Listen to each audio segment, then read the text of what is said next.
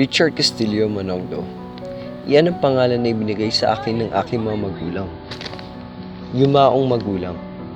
Ibig sabihin daw, matapang na puso, na laging nag-iiwan ng katanungan sa aking sarili. Pero sino nga ba ako?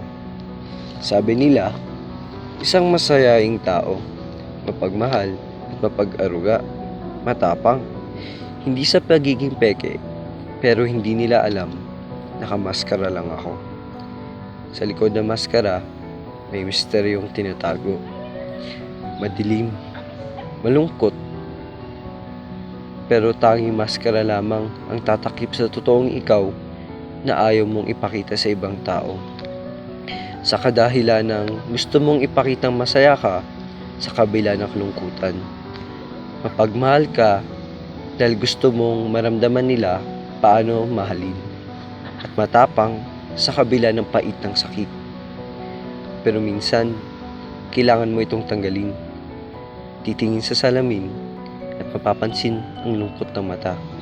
At kung mababasa mo man ang nasa isipan ko, tiyak na ika'y luluha.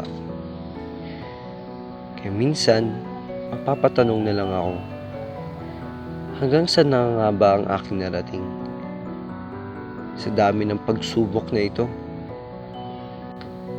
tama nga ba ang matapang na puso para sa akin?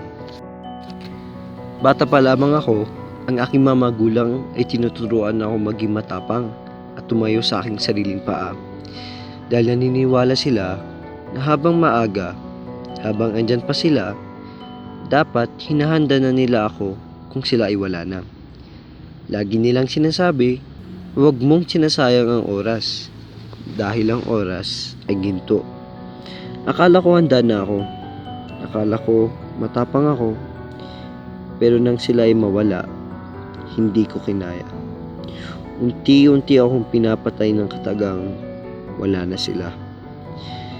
Sinasabi nila, maging matapang ka. Pinapakita ko yun, ngunit minsan, kailangan mong ilabas na hindi nila alam. Tuwing gabi, tatakpan mo ang iyong bunganga upang hindi ka nila marinig.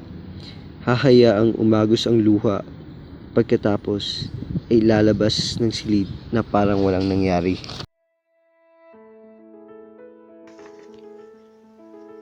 Ngunit sa buhay, kailangan natin magpatuloy. Mula sa aking problema, pinunasan ko ang aking luha, tumayo tumindig at inilala lahat ng aral na natutunan ko sa buhay. Sa pagpasok ko sa special program in the arts bilang isang theater artist, mas nakilala ko ang aking sarili. Ang teatro nagsilbing sandigan ko. Dito ko natutong ilabas lahat ng emosyon na meron ako. Dito ko natutunang maging sensitibo sa nararamdaman ng ibang tao. Natuto akong ilagay ang aking sarili sa iba't ibang karakter, iba't ibang istorya, at iba't ibang problema na nakadagdag sa aking kaalaman. Dito ko nalaman ang aking kahinaan at kalakasan. Nakita ko sa pagtatanghal ang tatlong malagang dimensyon. Paano ka tignan, paano mo gusto kang makita, at paano mo tignan ang iyong sarili.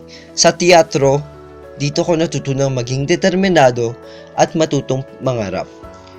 Mula sa aking karanasan, mga problemang dumating sa akin, ito ay nagpaiyak, nagpahina at nagpabagsak sa akin. Ngunit, ito rin ang nagpalakas, nagpatatag at nagsilbing daan tungo sa aking pangarap. Ginawa ko itong motibasyon upang magpatuloy sa buhay at abutin ang pangarap na pangako sa aking magulang, pamilya at aking sarili. Ako'y nagpursige, nakipagkilala sa ibang tao, nag-aral ng mabuti, gumawa ng produktibong bagay at ito ako ngayon nagpapatuloy sa aking buhay. Sa mga taong nakaranas ng problema, huwag na huwag kayong susuko. Okay lang umiyak, ngunit ang importante sa lahat ay paano mabuhatin ang iyong sarili upang makabangon. Mula sa sakit, dito dapat tayo matuto. Tandaan na hindi tayo binibigyan ng Diyos ng problema na hindi natin kaya. From my life experience, it's like growing lotus flowers. You cannot grow lotus flowers on marble. You have to grow them on the mud. Without mud, you cannot have lotus flowers.